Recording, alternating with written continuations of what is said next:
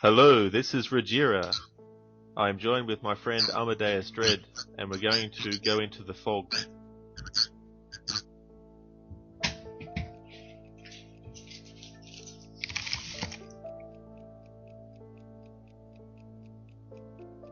So to begin with, we've got John Carpenter's score, of course. I love his music. Yeah, he composes his own scores on most of his own films, I believe. He does, yeah. Sometimes it's in association with someone else. Like a few times he's been helped by a composer named Alan Howarth. 11:55, almost midnight. I think this kind of sets a good tone, this ghost story that this old man's telling. One more story before. Yeah, the first time I saw this, it really sort of creeped me out a little bit. Yeah, when I first saw this, I'd seen quite a few Carpenter films by that stage, but when I got around to seeing this, I didn't really know what to expect, and I was actually surprised at how good this movie was. The waters around Spivey Point. I think it's probably my personal favourite John Carpenter film out of the ones I've seen. I mean, I haven't seen The Thing, Out of the night, the fog but I have seen Halloween, and Escape from New York and Escape from LA, and Big Trouble in Little China. Yeah, Big Trouble in Little China, that was actually my first John Carpenter film I ever saw, but I was a kid at the time and hadn't seen any other of Carpenter's films, so to me, that name didn't mean anything back then. But it's funny to think back that my first Carpenter experience was that movie. The light. But it was a campfire, like this one. The ship crashed. And this movie was, I believe it was 1980 that this movie came out.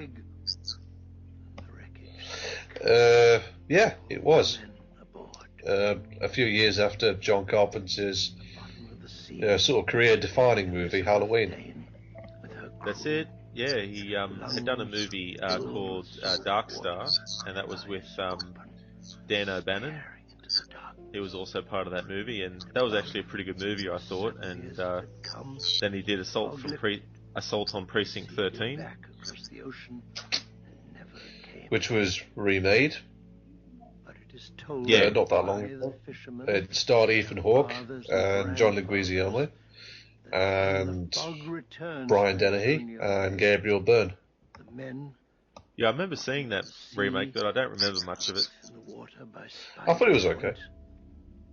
Yeah, I think it had its okay moments and that. The original is unique, I think. There's just a whole different style and feel that only Carpenter can really pull off, and based on the strength of that film, that's how he got the job for Halloween, which originally started off as The Babysitter Murders. I think Halloween is a much more effective title, and I like how this title for this one was just The Fog. Sort of just rolls straight off your tongue and sort of immediately kind of clues you into, what kind of sort of film you're in for. Yeah. I mean, it's a simple title, but it's straight to the point. Actually, there's been some people that have confused this movie for some reason with The Mist, and vice versa. Well, in one way I can kind of understand it, because they are sort of like both movies that have fogs in it, and they're both horror movies, well, one's a Stephen King story, and this is a completely original concept, I believe, by John Carpenter. Yeah. Of course, the voice of this actress is Adrienne Barbeau, and John Carpenter and her were actually married at the time they were doing this movie. And of course, we have John Carpenter here on screen now in his cameo.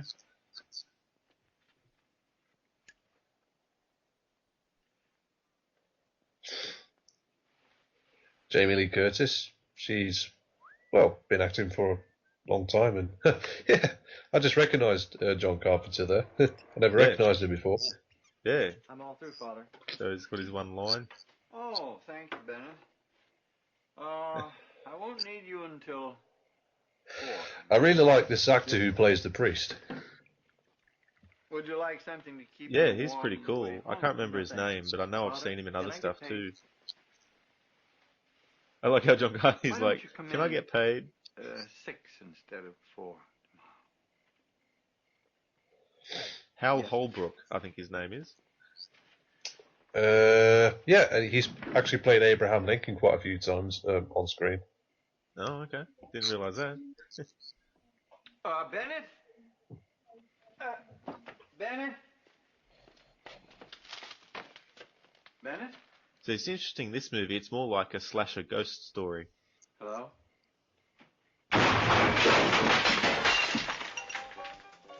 Yeah, I think so too. And So I'm pretty sure that in the original edit, there weren't as many scenes of gore or kills, and that's something that Carpenter went back and edited in, did some reshoots and put back into the movie. I think reshoots can be a tricky thing, but with a good director like John Carpenter, I suppose you don't really notice. Yeah.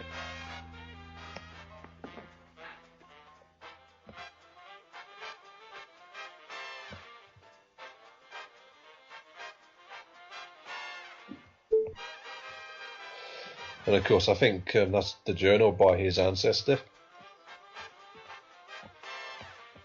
Yeah, it's kind of an interesting thing in this movie. It's sort of like the misdeeds of your ancestors coming back to haunt you. Quite literally. That's it. And I like how it's kind of like a pirate ghost story as well, because Blake and his crew were pirates. Yeah. And actually, one of them is Tom, played by Rob Bottin. That's it, yeah, he plays Blake. And for those who don't know, Rob Bottin is sort of like a well-known special effects artist who worked on many films such as RoboCop, Starship Troopers, and Legend. Yeah, and The Thing as well. Did some amazing effects on that with the creature and how it could change into many different creatures that it encountered, and including humans. Yeah, and I would imagine he would have worked on this film as well.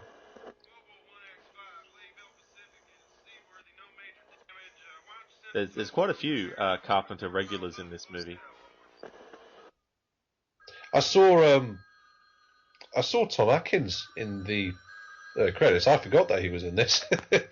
Yeah, he was also in Halloween 3, which wasn't a Carpenter production, but John Carpenter did the score for that film. But Tom Atkins is in that movie. I think John Carpenter was a producer and a writer on Season of the Witch. Yeah, I'm not sure about the writer part, because he was the writer on Halloween 2, and he came up with the concept of Michael and Laurie Strode being related, but he's since admitted that it was a mistake or wasn't a good addition to make.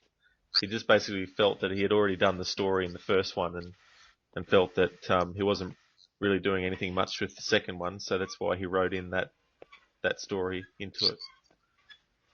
Oh, right. Oh, you were right, Rod. It is Hal Holbrook as Father Malone, and the director of photography, the cinematographer, is Dean Cundy, who has worked on quite a few well-known films in his time. Oh, absolutely. He also worked on Escape from New York, and he That's also it. did the Back to the Future trilogy.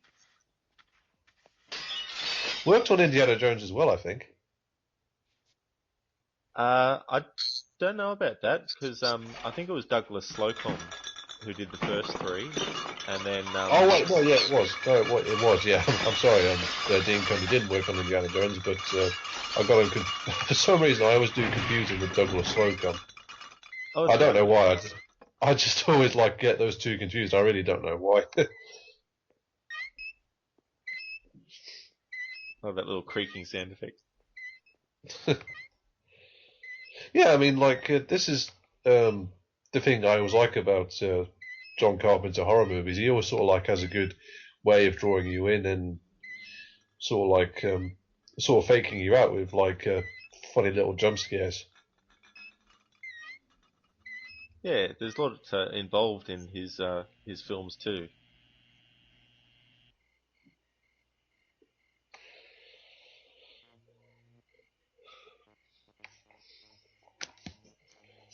Now, I haven't actually seen the remake, so I don't know if it does anything different to it, but it's just one of those movies I've never really gotten around to seeing. Not really in any rush either. No, from what I understand, you're not really missing out on anything. I mean, I haven't seen it either, and I just never felt an urge to. I mean, why? And I think John Carpenter doesn't doesn't care too much. I think he just, as long as he gets his royalty check. Pretty much, yeah. He's sort of a bit laid back, and I guess he's just got to the point where he's like, it's inevitable. It's going to happen anyway, so no need to make a big deal out of it. But the thing is, I think that a lot of the people that do remake his movies are just sort of not understanding that he's got a unique style to his way of doing things. So if you're going to do a remake to one of his films, then you're facing an uphill battle. It might be different with a movie like Christine, which he directed, and is a really good Carpenter movie too, actually. But if someone was going to remake that, then they'd probably be best to make it a bit more like the novel, which is a pretty good novel. It's a good read. Now, this actress is Nancy Lewis, and she was one of the characters in the first Halloween. She was actually Annie, the daughter of the sheriff. This is KAB, Antonio Bay, California. Written by Carpenter and Deborah Hill, one of his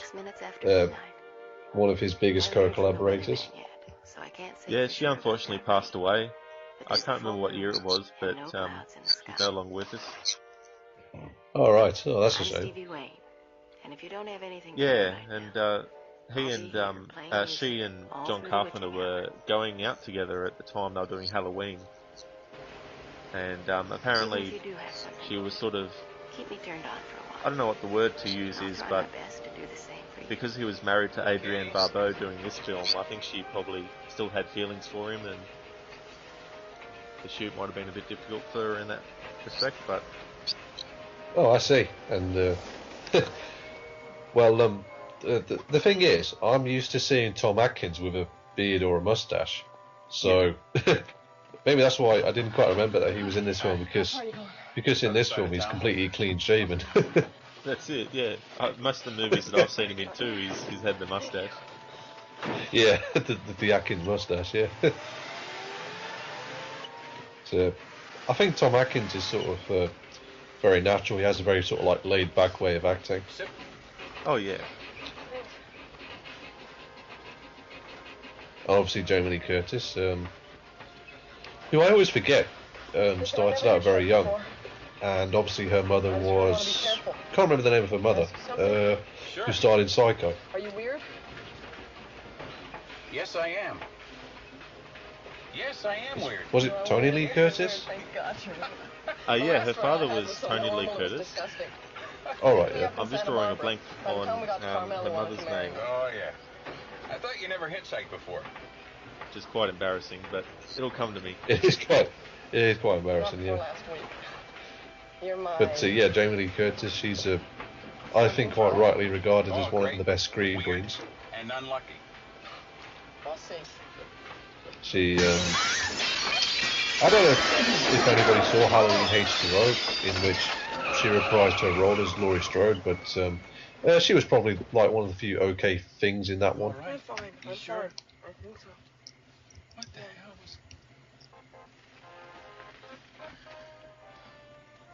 was... Yes, her mother was Janet Leigh. It's exactly That's it, Janet Lee Curtis, yeah. Stevie Wayne, your night around until about 1 o'clock. I'm high tonight in the KAB Lighthouse on Yeah, actually, Jamie Lee Curtis, she's also had voice cameos in a couple of John Carpenter movies too, like the two Escape movies, Escape from New York and Escape from LA. So excited about it, you can't sleep. Well, stay up with me, and I'll figure out some way to keep you. Yeah, that's true. And Adrienne Barbeau, I think in this she plays a radio DJ, and I think most of her scenes, if not all of her scenes, are just her in this sort of like radio station / lighthouse. What have you got? Pretty much, yeah. See if you're lonely, if there's anything. And here we go, we have another Carpenter regular. This is Charles Cyphers. I changed shifts so He was also in Assault on Precinct 13, Halloween Well, 1 until I and can 2. talk someone else into giving Played up the city sheriff. life for Antonio Bay. I'm it. Oh yeah, It means day and yeah. I night. remember him as the sheriff in Well, that's what I get Halloween for owning a station. 1 and And if you 2. don't tell me why you called in about 15 seconds, I'm gonna have to hang up on you. You want something to talk I really about? like dialogue in I've John got a Carpenter position on a movies as well. They trawler always about like 50 feel miles out. sort of not really rehearsed, and just sort of like And I've got you know, it's something on part my of the story. scope. It appears to be a fog bank. Yeah, I'd agree with that too, because the conversations seem pretty natural. Thanks, Yeah. man. That Yeah, saved about 10 and I seconds. think that's a mark of a good director, you know, to sort of like make you feel as though these are living, breathing people. Yeah, I think that's the number one thing to get right, you know. It's very important. Antonio Bay. I mean, obviously actors are living, breathing people, but I think it takes a good director to sort of like, you know, get the tone right and sort of make them feel real to the audience, you know, the parts that they're playing. Yeah. Now this man looking out the window, this is actor Buck Flower, and he's in a few Carpenter films too, like Village of the Damned, Boy, would I like to meet her. this one, I saw her They at the grocery Live, store one day. and he's You would also like to in meet her. the first two Back to the Future movies. He's this drunk bum that Marty She encounters owns that twice. lighthouse. In the first Someplace movie, he Little League says, with my kid brother. crazy drunk drunk driver, and then in the sequel he says, crazy drunk pedestrian. Pedestrian. Yeah, it's Red. Yeah. Red the bum. That's it. Hey, there's a phone. Of course, now the fog's coming. All right, I'm drunk enough. Let's go back. I suppose in one way you could call this sort of like a ghost pirate movie as well, and I think that's like kind of really cool in one way. Just give him a hand. Come here. Yeah, I kind of like that combination. I like ghosts mixed with the supernatural. That's why I like the Monkey Island games and also the Pirate of the Caribbean movies. What was that? Now, I believe this was one of the scenes that was added into the movie later. This scene on the boat. That's right, yeah. No, it doesn't feel like a reshoot. I mean, I'm not entirely sure why, but in some films, if there were reshoots, I think you can sometimes kind of tell. But here, it doesn't feel as though it was kind of, you know, put in or anything like that. It just feels like it's part of the, you know, the narrative. Yeah.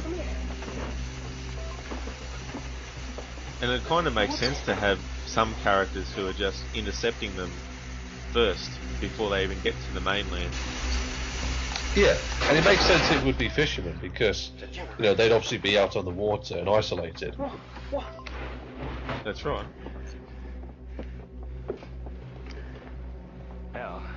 Like, I love, like, the atmosphere in this film as well. Just, the way how the ship goes past, it just looks... This is a horror movie. I mean, these are like the kind of horror movies that I just love. You know, plenty of atmosphere, creepy school, sort of like a ghostly wind. Yeah. Oh, it's all quite effective. Hey, there was just a ship When out it's there. done well, it really helps. Listen. Imagine trying to explain this to the Coast Guard. Yeah. So, what did you see? This is going to take more than that little box. That's right. But they won't live to tell anyone. Who is that? Unfortunately. Unfortunately, no. And I like how the pirates / ghosts are kind of like kept in the, you know, sort of like the shadows. Like, we don't fully see them. And really, that's I think that's sort of like horror done right, because you don't have to see everything. Yeah, you don't always have to see a lot of stuff. Sometimes it's quite more effective to just have it in shadows or be covered up. Yeah, and they do just give me the creeps, like the ghosts. It's like they've risen from the grave. And it's like, and Blake wants his gold. That's right.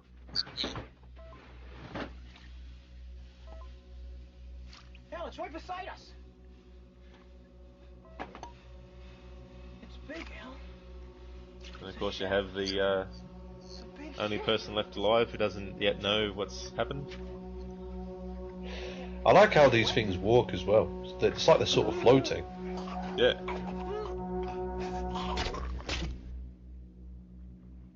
So he's dead as well. So that's 3 dead so far.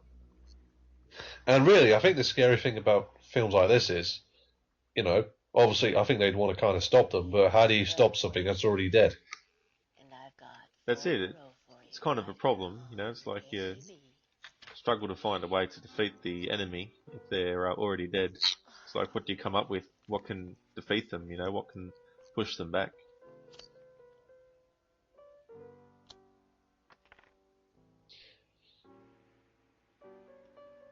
And Adrienne was also in Escape from New York. Been a while since I've seen that one. I don't really remember her in that film, but I think she's very good in this film. Correct me if I'm wrong, but I think Escape from New York came out the same year as this, or was it a couple of years afterwards? It was actually the year after, because it was 1981.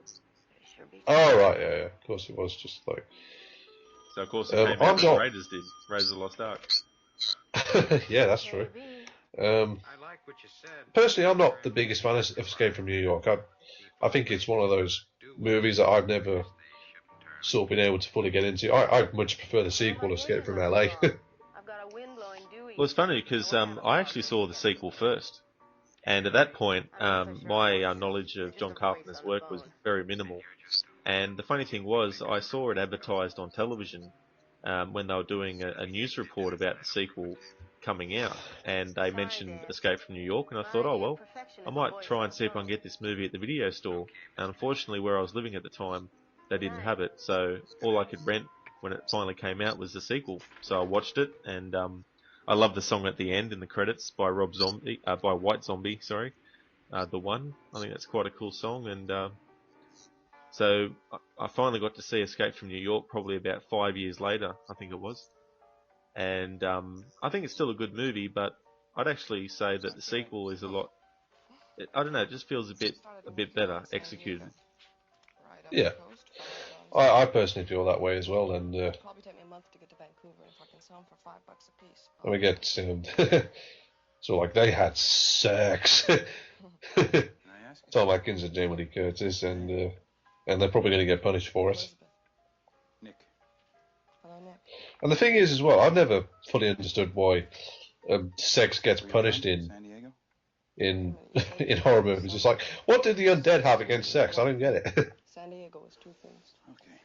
Yeah, I mean the thing with that is, like, when Halloween came out, you know, a lot of people said, oh, you know, the characters who have sex are the ones that get killed. And the funny thing is, like, that was sort of taken as gospel for every movie, and so a lot of other movies started to do it too, namely the Friday the 13th series. Yeah, and it's kind of become like a tired cliche by this point, I think. But well, since this was 2 years after Halloween, I suppose it's not really that much of a problem. No, I think in some ways it's just saying that you know, a lot of the characters who die in movies when they've had sex is because they're not paying attention to everything else. You know, they're sort of preoccupied. And I think a lot of the themes of these movies is, you know, you have to be aware at all times of your surroundings. You know, if you get too drunk, or if you get drugged up, or if you get, you know, if you're having sex, then you're not fully focused on your environment around you, and that's when you get killed. Well, the ghost was knocking on the door, and now he's walked off. And I still think, just like the way how the shadow looks really creepy as well. Now the thing is, this guy here, I don't know his character name, but it makes you wonder. He seems like someone who. Do you think he's related to any of the people who stuffed up the pirates? Do you mean Tom Atkins' character? That's right, yeah. I don't really know, but I know Father Malone. His ancestor had something to do with the sinking of the pirate ship. Yeah, I believe he was his ancestor was the main instigator. He was, yeah, and he melted. Spoilers. He melted the gold down and turned it into a cross. Yeah. And yeah, so in this movie, the the town is celebrating, I think it's 100 years since its founding, is what they're celebrating, I'm pretty sure. And of course, on the 100th anniversary, they're going to get an unpleasant surprise. In more ways than one, yeah.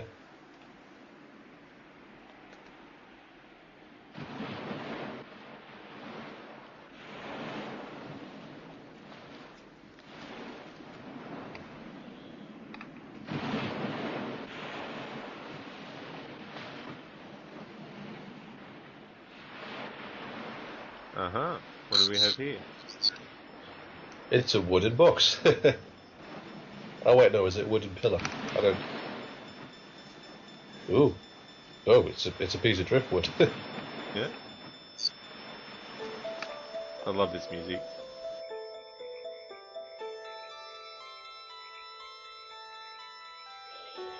I actually forgot a few scenes in this film, like take place during the day. I'm not really sure why. I just thought it all took place at night in my memory. Yeah, it's interesting when horror movies do daylight scenes because, you know, you often associate horrific things in horror movies happening at night because it just seems a bit more, you know, kind of a proper match. But of course, in movies like Texas Chainsaw Massacre, you have terrible things happening during the day, and I think it just goes to show that in a lot of horror movies, even though it's the daytime, doesn't mean you're safe. You know, you might think it's Nope, only the and night times that you need to be afraid. exactly, yeah. Sure, Mom, but look it. First it was a gold coin, and then it But I think in this movie's case, the ghost pirates have, I don't know if they're just gone back to their ship to wait till dark falls again, or whether the fog is actually part of them, if you know what I mean. Like maybe part of their thing is that they're connected to the fog itself in some way. Mom, can I have a stomach I think they are. I think maybe they control the fog in some way, maybe to hide themselves and sort of like frighten their victims, Yeah. which they do quite effectively, I might add. Oh yeah.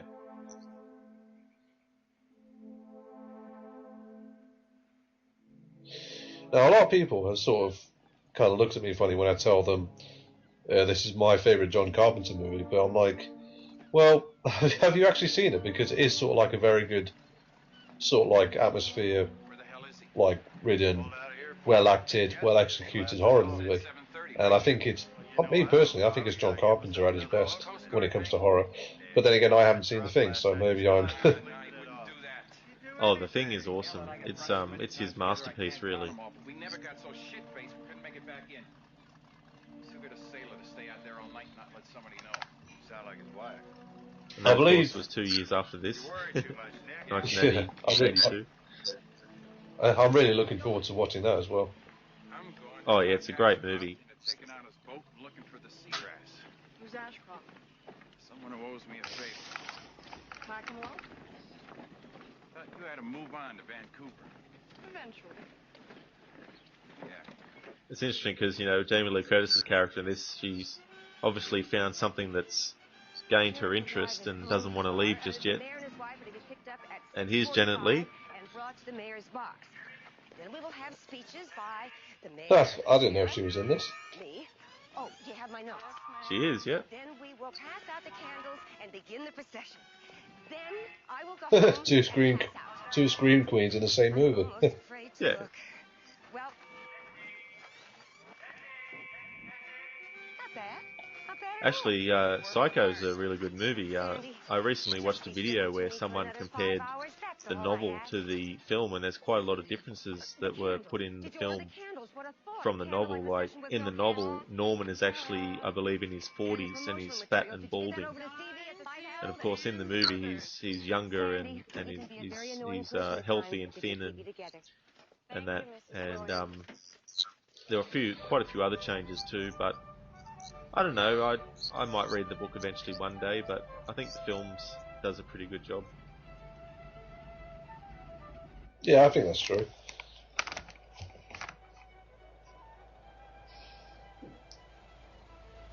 When I was in film college, for some reason, I always confused John Carpenter with Alfred Hitchcock.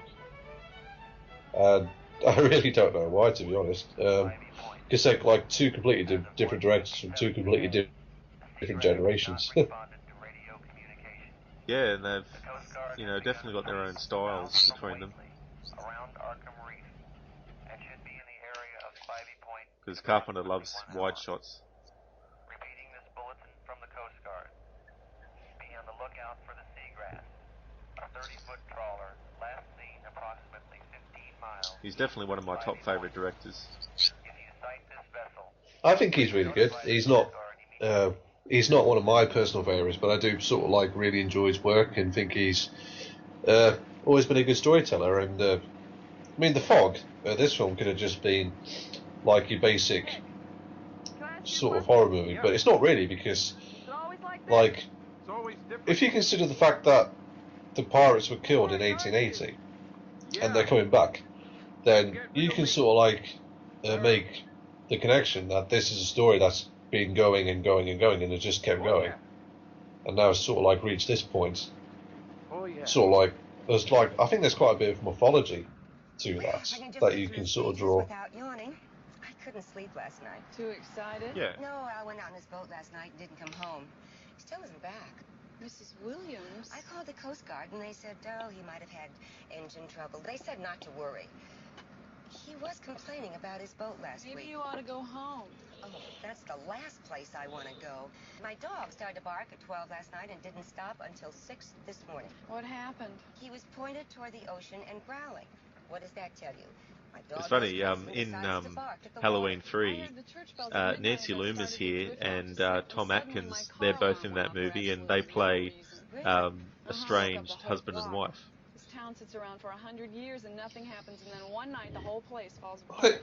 Oh yeah, of course they did, and I would imagine they would have been drawn to the project because John Carpenter was producing it, and he helped to get them on board. Yeah, it's actually a really good movie, Halloween 3. Maybe somebody picked them up. Underrated, I think. Oh yeah. Water in the generator. But the deck is dry And as a bone. ironically, much better than most of the Halloween sequels. Yeah. They kind of got really out of hand. I don't think John Carpenter had anything to do with him after Halloween 3. No, once Halloween 3 was unsuccessful, that's when he bowed out. Because the intention was that each Halloween film going forward from Halloween 3 would be its own standalone story, and each one would be unrelated to the previous. Yeah, but most people, when they saw Halloween 3, said, "Oh, Michael Myers isn't in it." Yeah, I think the thing was at the time, I haven't seen the trailer, like the vintage trailer for that movie, but I think a lot of people at the time didn't even know going in what the go was. They just were watching the movie, and as they were sitting there watching, they suddenly realised, hang on, this isn't actually a sequel to the Michael Myers films. And I guess bad word of mouth broke out, and reviews came out, and it was like, the truth came out about what it was. But I do think that there was a lot of people that didn't know going in. But today that'd be different, because that information would have been leaked in some way, would have come out early, and people would be like, "Oh, okay, we go knowing in. We know going in that Michael Myers isn't in it." But that wasn't the case, and history went the way it did, and the Halloween franchise sort of went down and down and down. That's true. Oh. Hello, I'm Father Malone. I just decided to scare you for no reason. Yeah, it's funny in that a lot of these movies that happens. As she was walking in, I think you could see. I think you could see the gold cross sort of hanging up in the background. Yeah, I didn't even notice. What a vile disease this is. He is a rich man with a cursed condition. But this does not prevent. Yeah, Hal Holbrook. He was actually in the Steven Spielberg movie Lincoln, but he didn't obviously Daniel Day-Lewis played Lincoln in that. But Hal Holbrook, he got cast in a role as sort of like a tribute and sort of like, you know, reference to the fact that he played Abraham Lincoln quite a few times on screen. Oh, okay. So it's like a cameo type thing. It was, yeah. By that point, he was, I think, a bit too old to play Abraham Lincoln again, which is why he couldn't do it. Yeah. Yeah, I haven't seen that movie yet. There's actually a few quite good. Spielberg films I haven't. Thermometer's broken. Like Sugarland Express, Mercury's stuck at The 20 Color degrees. Purple. Haven't seen those movies before. I haven't either. What other sort of John Carpenter movies would you recommend, Rod? Well, I definitely recommend this movie. I'd also recommend The Thing, and I'd also recommend Prince of Darkness, Big Trouble in Little China, and I'd also recommend In the Mouth of Madness, which came out in 1995. That's probably one of Carpenter's best 90s films, I'd have to say, and you know, I think it wouldn't hurt for people to watch Escape from New York if they haven't yet, and also check out Escape from LA. But just know that Escape from LA is kind of like a reboot in a way too, or a remake of Escape from New York. And then of course you got They Live. That's another cool Carpenter film, so I recommend that too. And Vampires, I thought that was quite good. Halloween, Halloween, definitely. Halloween 2. I really like Halloween 2, even though he didn't direct it. But he did have like a lot of creative influence on that one. Yeah, Halloween 2 is interesting. Like, I like it. But recently I saw Rob Zombie's Halloween 2, and I kind of think that's better than the original Halloween 2. Like, spoilers for those who haven't seen it, but in Halloween 2, Laurie finds out that she's the sister of Michael Myers through a flashback dream sequence she has of visiting him in Smith's Grove when she was younger. And of course, as this is going on, Donald Pleasance's character, Loomis, is discovering the link between Michael and her as well. But in Rod Zombie's version, Loomis already knows that Laurie is Michael's sister, but he doesn't tell her. And so what happens is he writes a book, and the book is published, and then Laurie gets a copy of the book, and she finds out that she's related to Michael through reading the book. Wait for the Coast Guard. So, of course, she's distraught and pissed off, and that's why she basically goes off the deep end and gets drunk and wants to go out and party and just, you know, throw her life away. And I kind of think that her finding out that way was better than just having some weird flashback dream sequence. Because number one, I wouldn't want to, you know, let Michael see his sister after what he had done to his other sister. I think, you know, taking her to the place to see him wouldn't happen. But yeah. My father was a fisherman. He ran That's fair enough. Whiteley Reef. I thought Tom Atkins would get killed off a bit earlier on, but he's still here. That's it. Yep, he's still going. He looked to windward. It is kind of weird though, because I'm like so used to seeing him with like a steel grey mustache, but here he's a bit younger, and he's like, you're not Tom Atkins without the mustache. Nothing moved on the deck, but she held her course. He's also in another cool movie that I only just saw earlier this year for the first time, which is Night of the Creeps. Reese Jane. No one was on board. Yeah, Tom Atkins, he did quite a few horror movies in his time, didn't he? A hot, steamy cup of coffee. He did, yeah. But underneath, the tin cup was rusted to the table. And then something caught my father's eye. It was a gold doubloon, minted in Spain, 1867. I like the way how the cupboard door sort of like sort of like creaks and like it doesn't quite open. That's it. He unzippered the pocket to give me the coin. And of course they're on the fishing boat. They're on the fishing boat. They got attacked. think I'll go to Vancouver now. Now that is how you do a jump scare. April 21st. Yeah, that was good.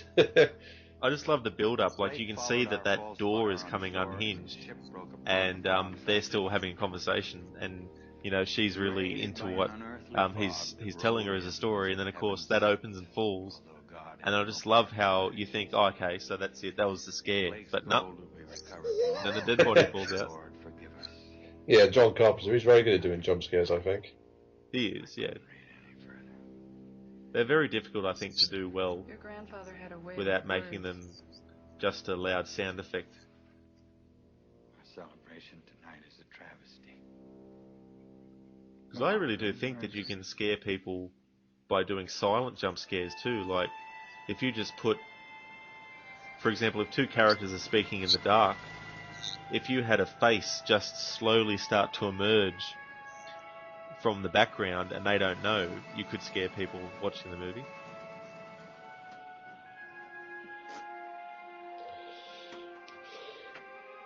This movie did scare me a few times the first time I saw it.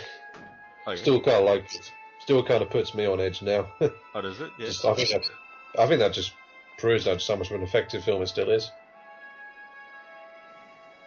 Yeah, I'm kind of funny with horror movies myself. Like, I very rarely get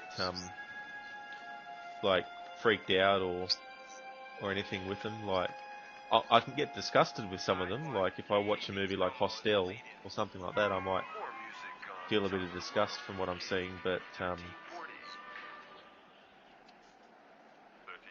the genre is my favourite of all. I just love the genre. It is a genre I really like, and from my perspective, it can be a kind of a difficult thing to get right. And I like this scene of Adrian Barbeau walking down the stairs and just showing off the view of the sea. It's quite a cool location. Yeah, as if to say, you know, this is Blake's domain. Like, the sea's endless and man is so small in comparison. That's right.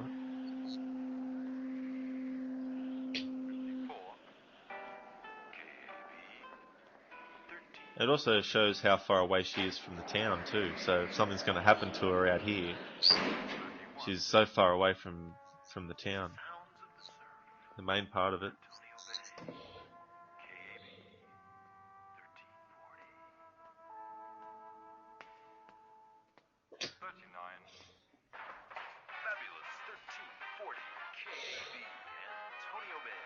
Oh, I would hate to be radio DJ working out here. I think that would be way too isolated for me. I would have to be closer to civilization. Yeah. Yeah, I prefer to live closer to civilization. I wouldn't want to live, you know, somewhere out bush or somewhere.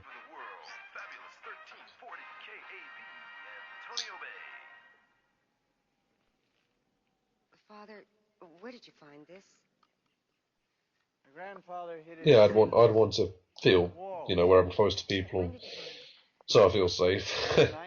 But I do like horror movies if they've got like a logical explanation for why someone might be isolated. I mean, her radio station is all the way out there at that lighthouse, so it would make sense that she would work all the way out there. Yeah. And also too, because she's the one that sort of lets them know about what's happening, you know, with the incoming weather too.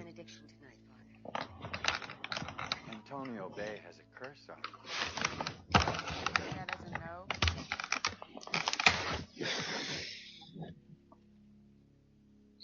Of course, this movie's quite short. It's only got 45 minutes left, but it doesn't feel, you know, short. But I think it's one of those movies that, you know, definitely gets right to the point of, you know, what it's about. And I think like the final third act that's about to start is just pure tension and pure atmosphere all the way through.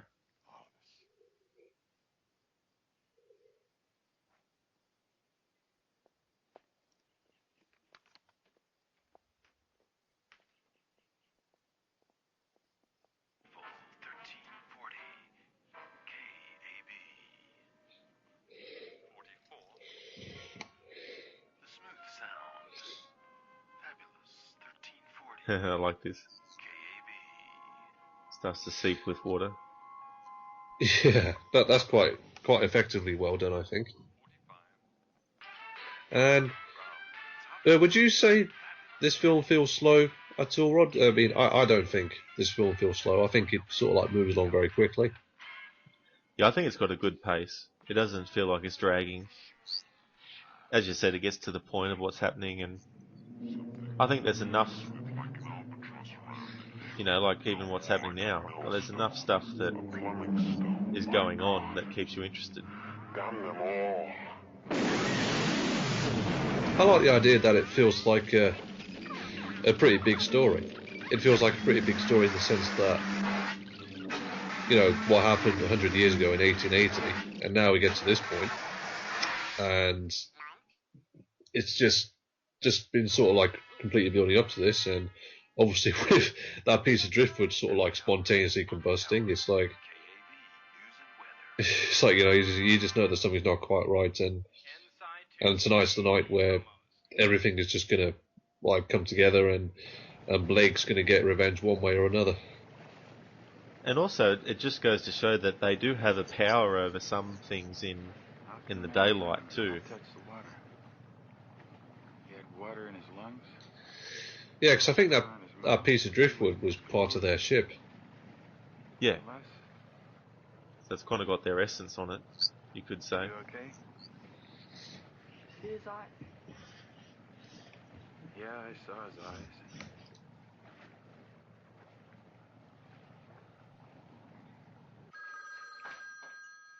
The other thing I like about the horror genre too is you can mix so many different genres with it. You can do action, you can do adventure, you can do sci-fi, you can do comedy, you can do drama, thriller, western, war movie. There's just so many different ones. Comedy, romantic comedy. First it was a gold Yeah, Shaun of the Dead. it turned into the wood. Zom rom-com. I want you to stay away from the rocks. Do you understand? I think we're definitely going to take a look at Shaun of the Dead this month. Absolutely. I know, honey. It's all right. Well, who's got an arm off? Anything else unless you come and get me first, okay? Okay. Is Mrs. Cobrits there? But Okay. I can understand if people think, well, if they don't sort of fully get why I prefer out of the John Carpenter horror movies I've seen, why this is the one I prefer. But Halloween feels kind of like a very basic movie to me. Whereas in this film, John Carpenter has a higher budget. He's got sort of like a good cast as well, and he's got like a very good story, and he's sort of like able to like play around with it more. So what I like about Halloween is that it's got the character of Loomis. He's so dedicated to getting rid of Michael. Like he doesn't look at Michael as just some human that's murdered someone when he was a kid. He's spent so much time with Michael that he's just gotten to know the essence of him, and the essence, of course, is he's just pure evil. Like he's got no sort of pity or remorse or anything like that to him. He's just like pure evil, and I just kind of like that. I mean, it does have some of its flaws, like some of the dialogue now, like the girls going like totally and all that kind of stuff. But I do think it holds up well with the horror aspects. What did your mother want? Yeah, I think so as well, and I think we're going to look at Halloween 1 and maybe Halloween 2 and 3 as well. But we'll see how we go. Yeah, I haven't seen many of the other ones. I've seen Halloween 4, and I thought that was okay. I'd have to see it again though, because that was a long time ago. Haven't seen 5 or 6, and I saw H2O. I don't really want to do the ones after Halloween 3. I'm not really a fan of any of them. Yeah, they do get a bit weird. They do, yeah. I mean, like the whole thing in the Halloween sequels. I think it's Halloween 4 or 5 where they introduce this idea that there's this cult that worships Michael Myers and wants to keep him alive. It's like they're like a cult of sort of like druids, and it's just weird. It just comes out of left field and makes no sense. Yeah, it is quite ridiculous. These are covered with algae. Lungs are Now, full this of actor with the silver. glasses, I can't remember his name, but he passed away, but he was also in Assault on Precinct 13. He was actually the prisoner, one of the prisoners that was being transferred, and ends up being one of the ones that helps hold the fort, so to speak.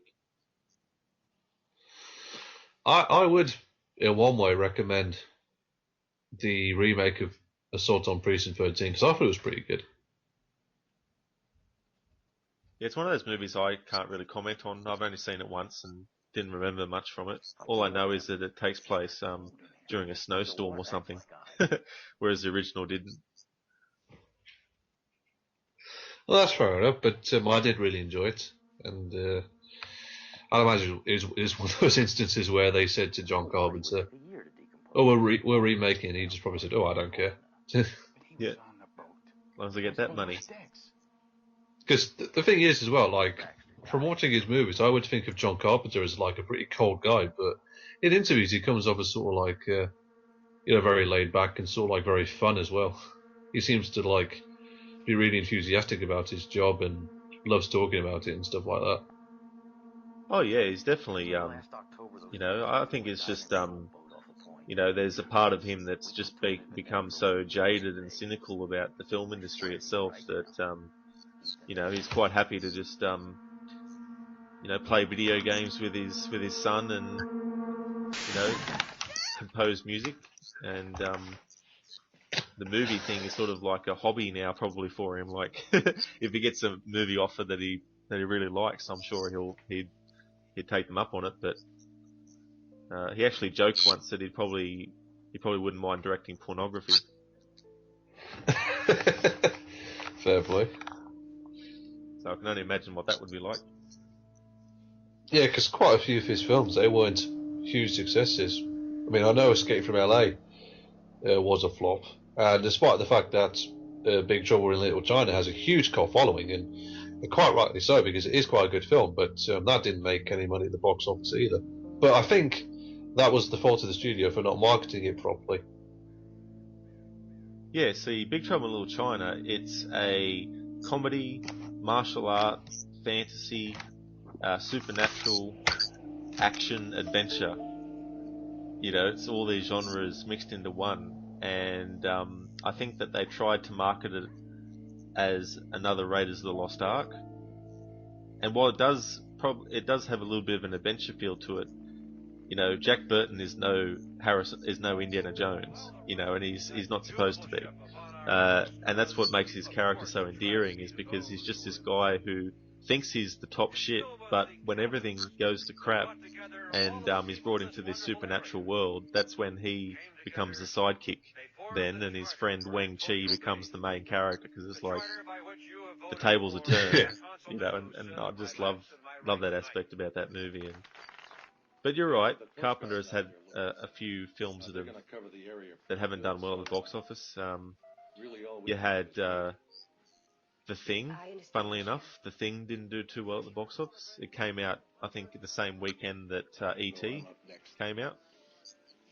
So audiences were more responsive to a friendly alien than an alien that wants to kill you. But he still went on to do some good movies. But all I can think about is that is indeed true, and I think John Carpenter has retired from filmmaking now. I think he's just had enough. He has, in a way, yeah. Like the last movie he did was called The Ward, but I haven't seen that one yet. Because now we got, I would say, sort of like the halfway point of the third act,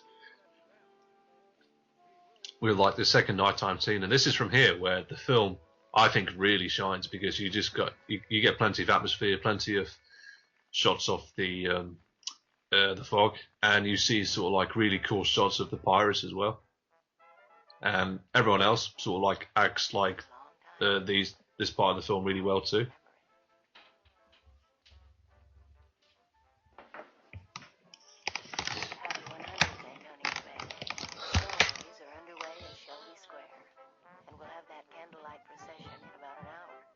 Like, this is the part of the film that I remember the most. Like, the last sort of half an hour. of the ship, or the men on board. I'll keep you posted as the news comes I like Adrienne's voice in this movie, how she speaks over the radio. Yeah, it's very nice, isn't it? Yeah, and it's just also another character thing too. Like, it's a very distinctive way of speaking too. I like the fact that there was a bar scene with Tom Atkins and Jamie Lee Curtis. Like, I think that sort of like adds a lot of sort of natural elements to the story. Makes us feel like sort of, you know, these are real people, and they've got sort of like real life habits that they do, which sort of like makes them more relatable. Yeah. Oh, here comes the fog. Yeah, it's rolling in now. I saw the fog last night, out in the ocean in the distance. It was... And I think for this film, John Carpenter, he composed. I don't know if anyone would agree with me, but I would say he composed quite a minimalist score, which sort of goes along well with the film. I know that sounds completely crazy. Right now it doesn't. Something happened last night. Yeah, it's definitely a great score by him. Yeah, I mean, it's not sort of in your face or bombastic or anything like that. It just sort of quite simply like adds to the atmosphere. I mean, I think the piano things, you know, the da da da da da da da da da, it's sort of like, you know, very sort of minimalist and sort of very creepy. Yeah.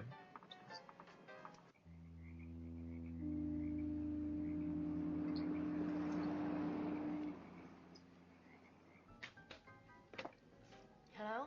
Yeah, I'm still here. There's one other thing. It may have nothing to do with the seagrass.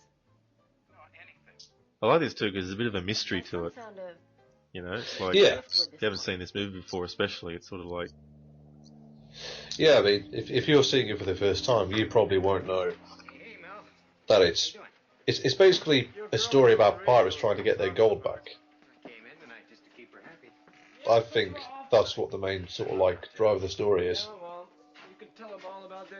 Yeah, And they're I out think, for revenge. yeah, pretty much. I mean, like you fuckers sank our ship, and now we want our gold. Give it back. Well, yeah, I mean, spoilers, but the whole idea was that they were purposely put on a path to actually for their ship to be destroyed. You know, they were lured to go for that to happen, and so, you know, of course they're really angry now. You know, they've been angry. They just want to get their gold back, and KB. if they have to kill everyone to get it, then they'll do it. Spend an evening without you. That's right, yeah. In about 30 seconds. What's new? Another fog bank. Where? It's coming in off the ocean from the southeast. It's heading inland. Should be here at the weather station in 5-10 minutes. And at the same time, I don't feel as though any of the actors are sort of overacting. And I think that can be a problem with horror movies where the actors sort of go a bit overboard. But I don't think anyone does that in this film. No, I don't think there's any over-top acting.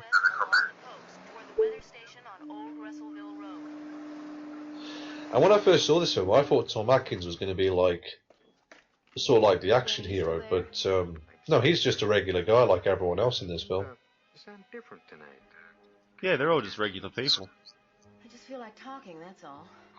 And the reason why I thought that was because I'd previously seen Tom Atkins in Halloween 3 Season of the Witch, in which... I just realised I said that. But yeah, in that film, he sort of like takes an action role to stop the terrible thing from happening, and I thought he was going to do the same thing in this film, but no, he doesn't really, which is perfectly fine, I think. You've seen fog once, you've seen it for life. Yeah, I mean, in Night of the Creeps, he's very active in that. Like, you know, he goes around with a shotgun at one point. And, I'm definitely going to have to watch that. oh, I definitely recommend it. I hadn't seen it before, and I'd heard of it because the director of it also directed Monster Squad, and the director's name is Frank Decker. Barometer's falling, temperature's dropping. Then what is it? What the hell's that? Yeah, Monster Squad, that's another one from the 80s that's considered to be a bit of a cult classic. I've never seen it, but apparently it's sort of like, one of those 80s movies where there's like a group of boys and they all like have to come together and stop monsters. You know, hence the name Monster Squad. Yeah, no, it's quite a good movie actually. I've only seen it once though, but I'd like to see it again. This has got to be a joke. But yeah, based on the Monster Squad, I thought if I ever get to see Night of the Creeps, I should give it a watch. Someone's at the And front yeah, I door, was definitely sweetheart. happy when I eventually got to see it. And whoever it is, Now with this scene like finding here with the fog coming underneath the door, that's one of the many things that sort of like got to me when I first saw it. So it's like, doesn't matter if you shut and lock your door; these things can get in either way. That's right. Yeah, adds to that whole thing of you're not really safe. Hello? Yeah. Oh yeah, definitely. Anybody here? Which I think, is something that horror movies should strive to do. You shouldn't let. I don't think you should let the audience have many times where they feel that they are safe in the movie.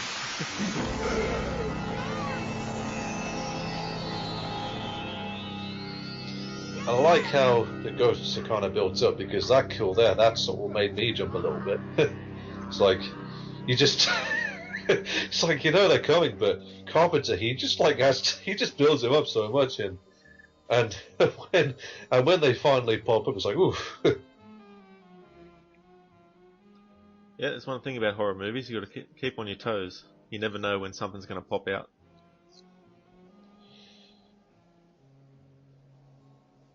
It's like, I love that scene of like the bright fog just enveloping the coast. I think it's kind of beautiful in one way, but also at the same time haunting. Yeah. There's like, what is in the fog? And so all of I us don't know. living here in Antonio Bay today owe a great debt of gratitude to those Whatever's in it. 100 years ago Don't be who in its way. struggled and sacrificed to make this town grow into what it is today. And it is up to us to keep their Well, spirit alive. obviously we know what's in there, and I just love the idea that this movie starts out as one thing, sort of like you kind of like basic mystery movie, and then it becomes like a ghost pirate story, like, which I just love the idea of personally. Work together. We have a vital, thriving community, and I say we have to keep it that way.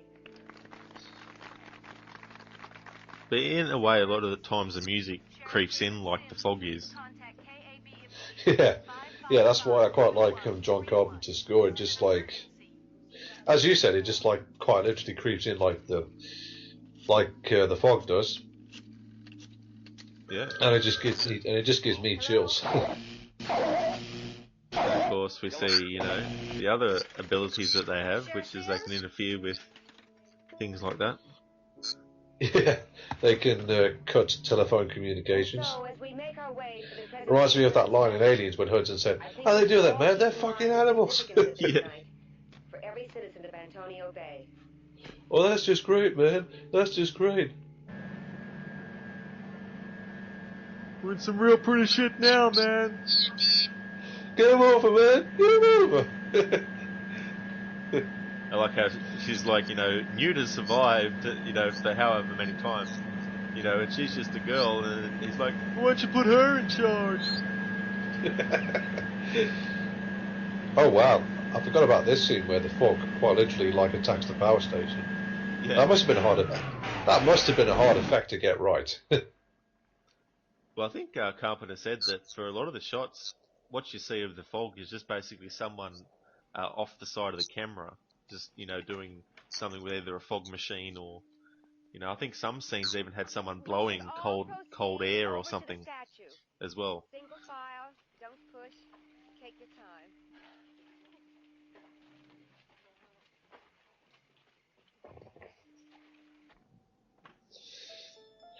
I like how simple this movie is as well. I mean, some similar horror movies. I think if this film was made today, I think they would overanalyze to death everything, and I think there would be like a flashback to 100 years ago when the ship was destroyed, and we would see like Blake when he was still alive and his crew when they were still alive, and it's like, well, no, do we really need to see that? I think we know enough about Blake and his crew, just from You know, they're the ghosts. That's all they need to be. They usually take care of these. Yeah, I mean, you know, flashbacks are very tricky to do in movies too, because, you know, it's ultimately another exposition scene. And like any exposition scene, you've got to do it in such a way that it feels like it's a natural part of the film.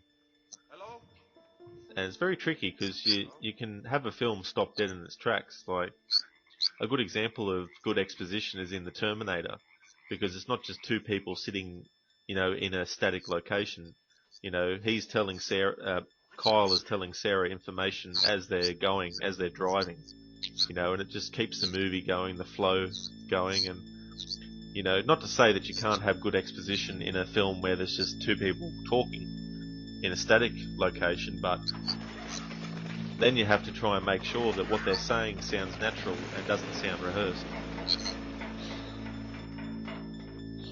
I would say this film does something similar. It kind of has a similar pace in the sense that I think there is a bit of exposition, but it doesn't sort of like take up a huge chunk of the story. No. But I think it's good too if you can sort of show other stuff happening through the editing when there's something happening, you know, when there's exposition being given.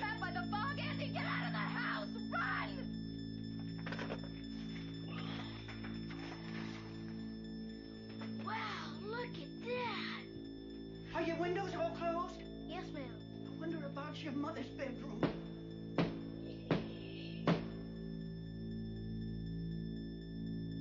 They're surrounded by the fog. Yeah. And I think in one thing that's really scary is you actually can't go out in this fog because it's like the whole presence of the pirate crew. That's right.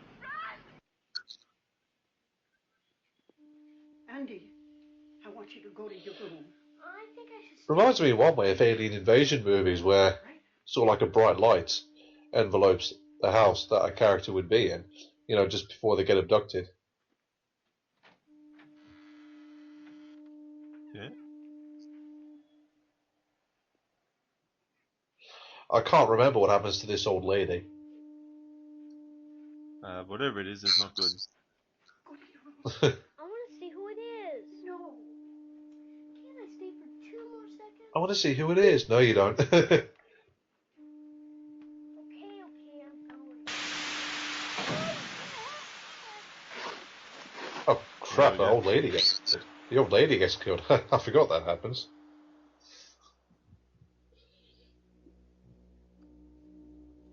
Mrs. Culbritz? Mrs. Culbritz?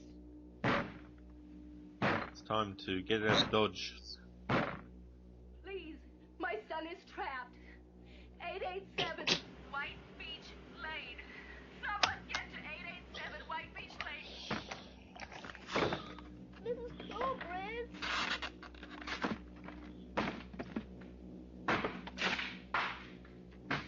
Like the light.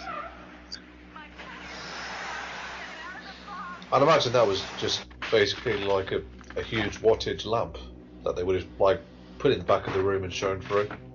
Yeah.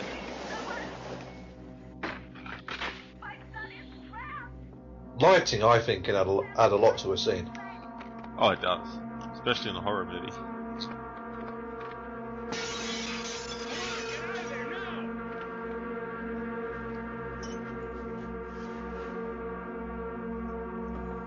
Tom's there to save the day. I can't remember his character's name, but I'll just call him Tom. Tom.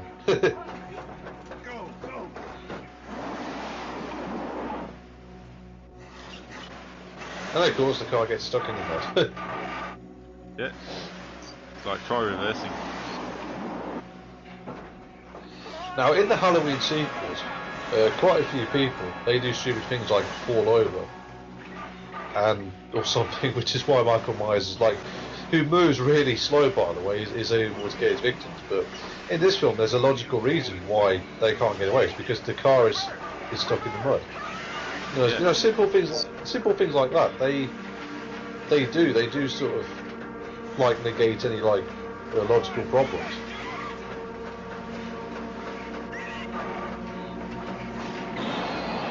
Well, too, you think about the weather that's happening.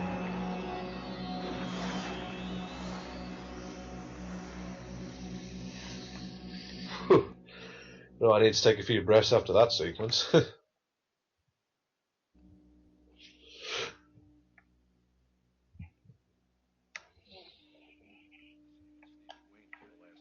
Like, I just love how this whole part of the film is just pure tension and atmosphere and dread all the way through.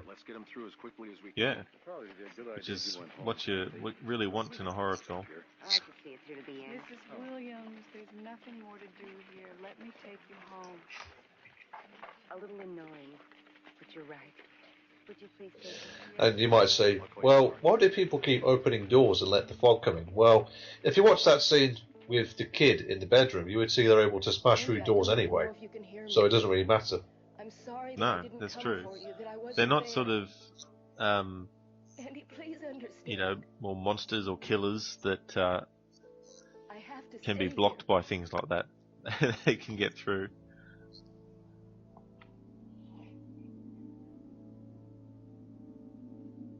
But yeah, it's like, imagine being out there in this situation. You're out there on your own. Away from the beach. Towards Antonio Bay. The fog is coming. It's coming to your place. I reckon it'd be cool to watch this movie out somewhere, out, you know, where there's no one else, and just watch it when it's all fog everywhere. Yeah, with surround sound. Oh yeah, I'd love to watch it in those circumstances.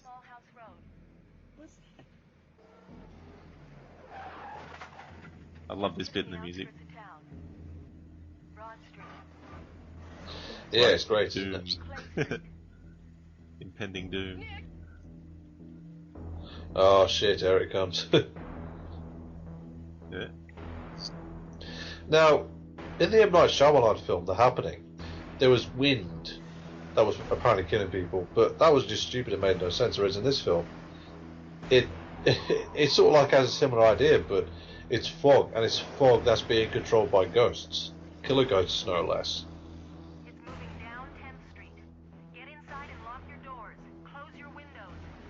Yeah, it's, you know, the entity that is coming for everyone. If you're on the south side of town, go north. Stay away from the fog. Yep, try and stay away from the fog. If you can. The fog is coming.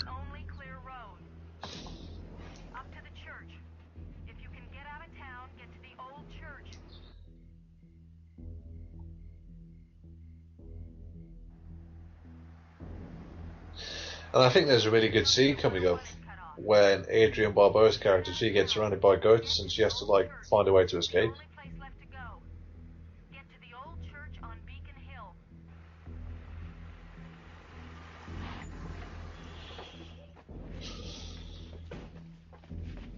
So we've got the old church. There's a Carpenter movie that has a good use of a church in it, which is Prince of Darkness. For some reason, I always get that one confused with Sam Raimi's Army of Darkness. Okay, yeah. Well, it's funny actually, because there's a movie called Dracula, Prince of Darkness, which is one of the Christopher Lee Hammer horror films. Yeah.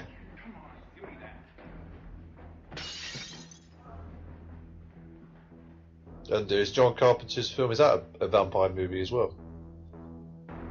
No, the Prince of Darkness is it's basically a mixture of science and religion mixed with horror.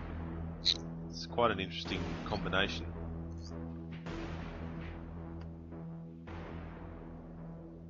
The fog is sweeping inland. It's another one of those movies where you've got a group of people trapped in a situation. It's actually got a couple of other Carpenter regulars in it too, like you've got Dennis Dunn, who played Wang Chi in Big Trouble in Little China.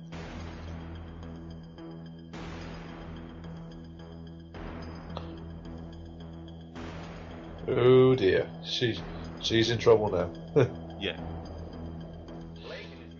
Yeah, like What journal? I don't know. It's Father, where's the journal? What are you talking about? Where's the journal? It's in there. Yeah, so the journal with all the information in it Over by the window? about what happened all those years ago and If anything happens, just lock the door. what the ghosts are here to do. Which I think is a good way of like revealing like more details about the story. Exactly, and it sort of just goes to show that, yeah, you don't need to do flashbacks or things, which are, you know, I'm not sure if the remake does that. I haven't seen it. I'm not sure if they do a similar thing where they do a flashback and show the actual event happening, but I think revealing it this way is more like plays into the mystery part of the film. I'll bet you anything that it does that. Most likely. Yeah.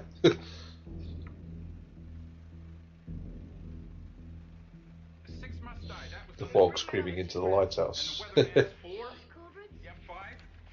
what about That's what they want. They've come back for the 6 original conspirators. Father, there must be something in here that can help us. Why would they want you? Father, you didn't read us this. Were it possible to raise the dead, I would return Blake's fortune to him intact, save the money spent on these walls. And of course, we get an important bit of information. Believe that the confiscated fortune has been stolen from them, when in fact I am the thief and God's temple is the tomb of gold. I am the thief and God's temple is the tomb of gold. Now wait, get rid of that. They definitely want to come in. They do.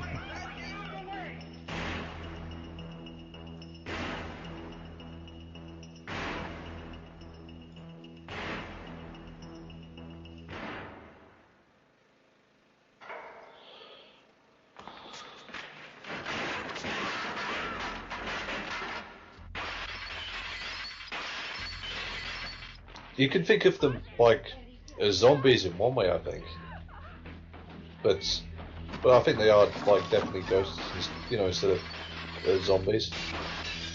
Yeah, like they're not ethereal ghosts. Like they are physical in form, and so they can, you know, grab things and touch you and do that kind of thing. So it's like they can manifest themselves into physical form.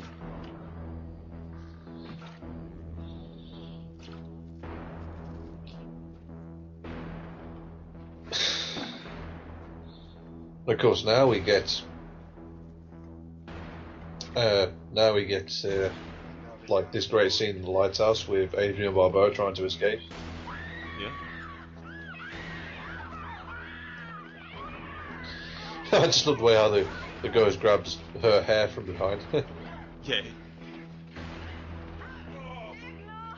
Just grabbing and things, knock down the crucifix.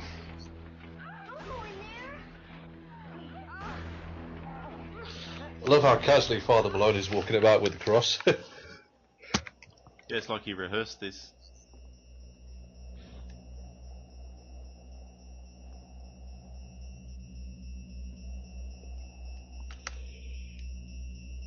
Yeah, I'd definitely put this movie as one of John Carpenter's best movies.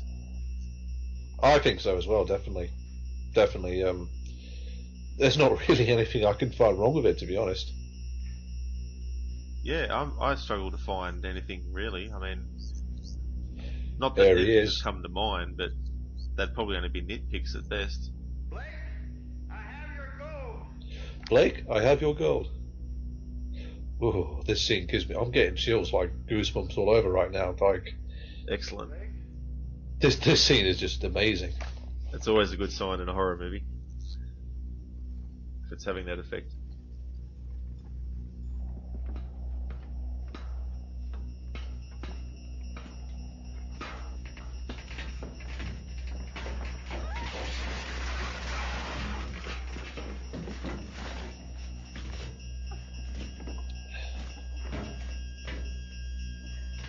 Well, no, they can climb ladders as well, unfortunately. Yeah, that won't stop them. I'll definitely still come for you. This is your goal, Blake. I love the eyes. Stole it from you. Yeah, that's Rob Bottin in that costume. That's it. Yeah, he's retired, unfortunately. The last couple of decades, I think. I'm the sixth conspirator. I'm Father Malone. Take me.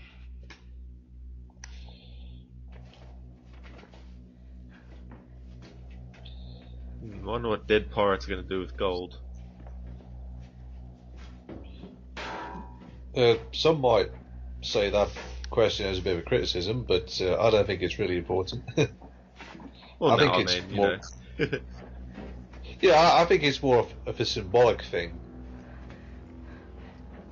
It is, you know. It's like that gold represents the sort, like the reason, you know, for the trail in a way.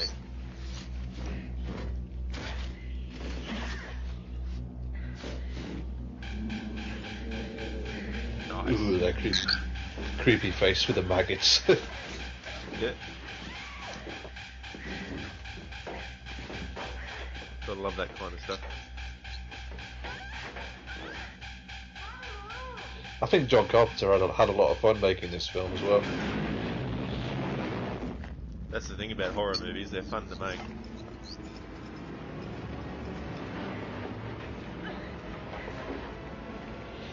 Blake's got his gold.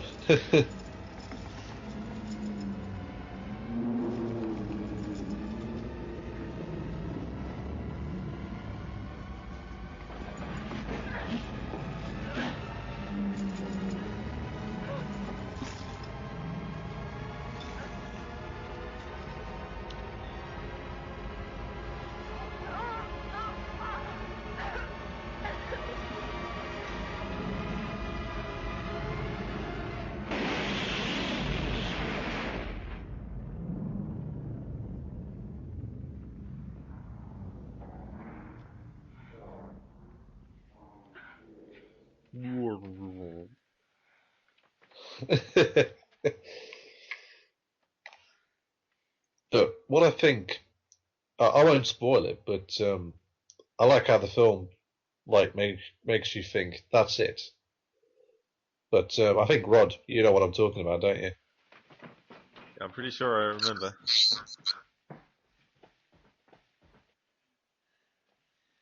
Another thing a horror movie can do well is make you think everything's completely finished.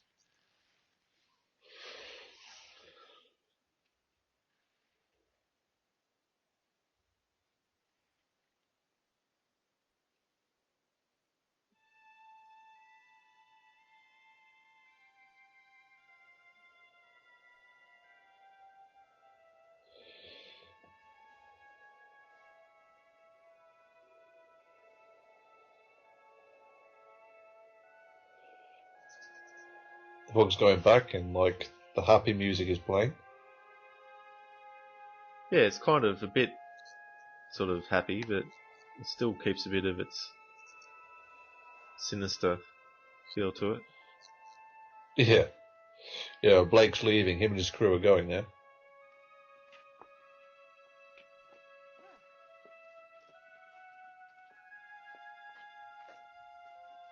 And Tom Atkins is like, I'm gonna have a shot of whiskey. Why not? Oh no, he's smoking a cigarette.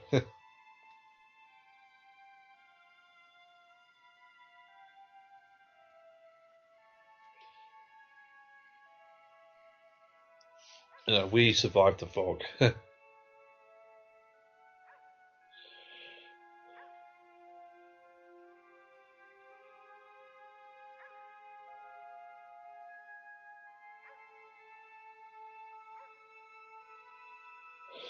It's going.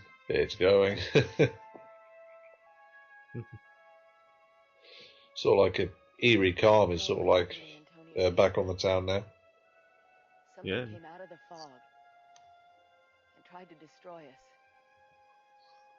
In one moment, it vanished.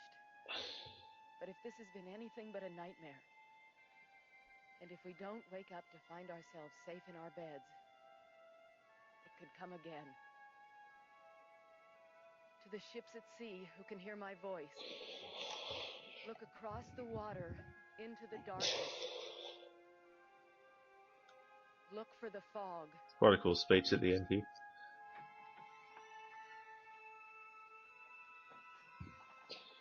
It's kind of like in The Thing from Another World, where they're like, you know, keep an eye on the skies type thing. Yeah, I was literally just thinking that, yeah. But of course, it's all over.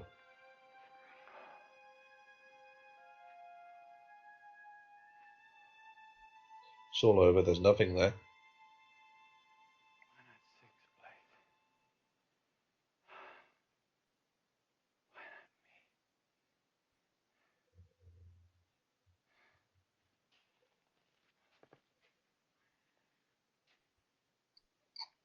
Or is it?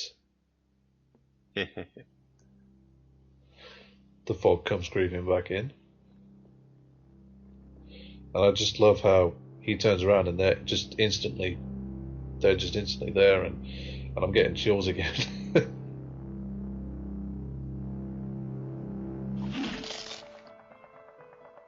The fog. Blake had to get his revenge. He did, yeah.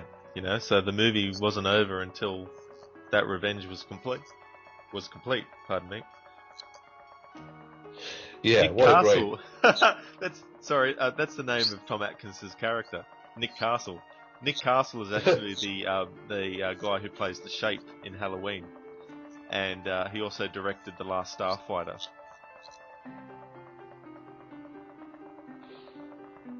What a great horror movie. Oh, it's excellent. Sort of like, I especially love the ending where it sort of like fakes you out and sort of like makes you think, oh, that's it, it's over. But then the fog comes creeping back through the church door, and Father Malone turns around and sees a ghost, and then Blake appears in front of him and kills him. I just think that was such a great way to like fake you out, and because it makes you think it's going to cut straight to credits, but it doesn't. It sort of like shows you that little final scene where Blake gets revenge. Yeah, I think it's definitely a good way to end the movie. And while you could probably end the movie on her speech at the end, it definitely needed that last bit where he gets his revenge against Father Malone. Yeah. And I think that kind of implies that they can come back if they want to. Yeah, like I'm not sure, like hypothetically, if they were going to do a sequel to this, I'm not sure what they could do with it, unless they make it about a different set of ghost pirates or something like that. Maybe even do a film set in the past, like a period film. But I really sort of I always enjoy watching that film. It always gives me, doesn't necessarily scare me, but it always like makes me feel chills and it's sort of like a bit on edge. Yeah. Which is I think quite effective in its own way. Well, I think that's what's important about horror movies, is that they can get under your skin.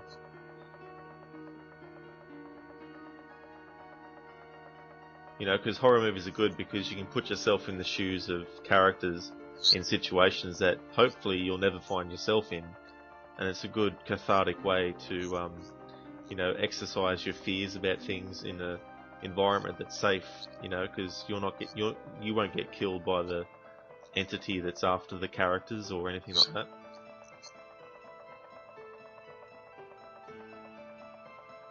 Well, thank you for listening to our commentary of The Fog. This has been Rojira and my friend Amadeus Dredd. Final thoughts? My final thoughts are definitely one of John Carpenter's best, and definitely recommend it for those who haven't seen it before. Absolutely. Definitely a really good one. And we hope to see you for the next one. Adios.